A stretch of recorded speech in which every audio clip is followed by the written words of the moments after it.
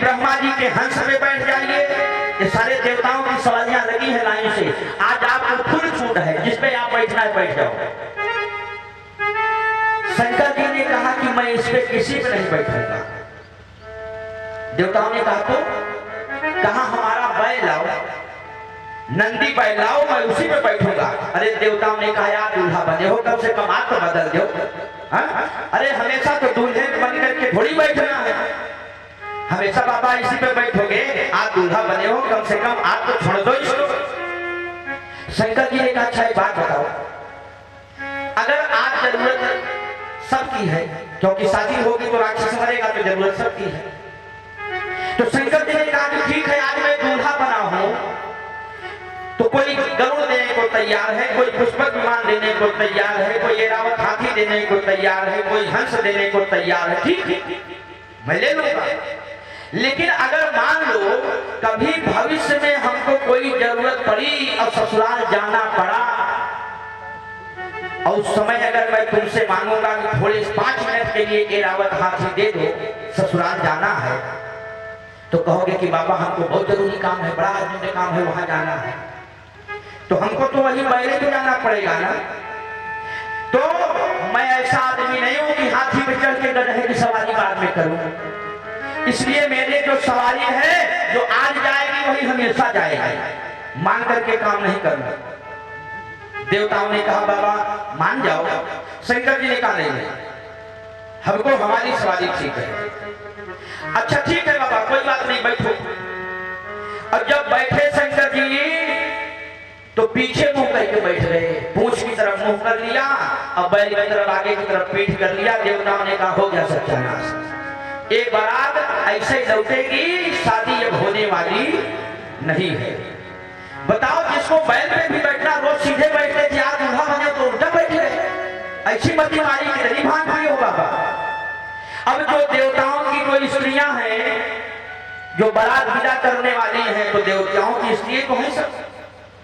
अब वो देख रही हैं दूल्हा को कि देखी शिवही सुरती अमोसुकाही कि बरलायक दुल्हन जगनाही।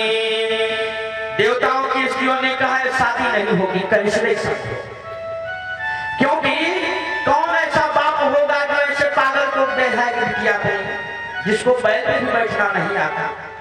अरे जो राख लगाए तो ठीक था, बाघंबर पहने ठीक था, सांपों का श्रृंगार किया सब ठीक था, लेकिन कम से कम बैल पे तो सीधे बैठ जाते। और अगर उल्टे बैठ के जाओगे तो पहले पागल घोषित हो जाएंगे, शादी नहीं होगी, गारंटी है। अब एक बात जब देवताओं की स्त्रियों ने आपस में कहना शुरू किया तो विष्णु भगवान बिन पर चले सुने बिनु काना। विष्णु भगवान के कान में बात समझ में आ गई कि अगर ये देवताओं की स्त्रियां यहाँ कह रही हैं ऐसे, तो ये देवताओं की स्त्रियां यहीं तक नहीं रहेंगी, घरातियों की तरफ से न्योता इनको मिला है, और ये विदा करने के बाद बारात फिर वहीं जाएंगी। और शायद जैसे यहाँ कह रहे हैं घरातियों के बीच में ऐसे कह दिया कि कौन चाहेगा, तब तो बवाल पक्का हो जाएगा, ये शादी नहीं होगी। भगवान विष्णु आए, शंकर जी से कहा कि बाबा अभी कुछ बिगड़ा नहीं है, गरुड़ पे बैठ जाओ, नहीं हाथी पे बैठ जाओ, जहां मर्जी वहां बैठ जाओ। शंकर जी ने कहा नहीं, हम जहां बैठे हैं बिल्कुल ठीक है, इसको नहीं छोड़ने वाले। तो विष्णु भगवान ने कहा फिर मेरी भी एक बात सुन लो। कहा हाँ बताओ। कहा अपनी अपनी टुकड़ियां अलग कर लो, कम से कम अगर बाराती दुल्हा के साथ रहेंगे, दुल्हा अगर कोई लफड़ा करेगा तो सारे बाराती पिटाएंगे, पक्का है।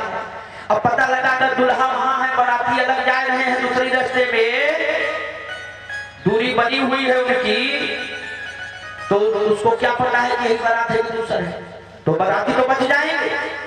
तो विष्णु भगवान ने कहा कि बाबा एक काम करो, अपनी अपनी टुकड़ी सब लोग अलग कर लो, आप अकेले रहो, जैसी मर्जी आए तैसे करो, जो होगा झेलना हम लोग, अगर कोई ज्यादा लफड़ा होगा तो हट जाएंगे। शंकर जी ने कहा अच्छा। यहाँ दुल्हन की गाड़ी आगे और यहाँ काश सबसे आगे विष्णु भगवान, उनके सारे सेवक, अब लाइन से लग रही बारात, उनके पीछे ब्रह्मा जी हंस पे बैठे हैं, ब्रह्मा जी के सारे सेवक, उसके पीछे देवराज जी ऐरावत हाथी पे बैठे हैं, उनके सारे 33 करोड़ देवता। अब जब सब लाइन से लग गए तो शंकर जी ने देखा कैलाश में तो 4 ही लोग बचे।